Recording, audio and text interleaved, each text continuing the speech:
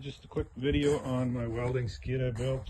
It's I pick it up with my skid steer and put it in the back of my truck.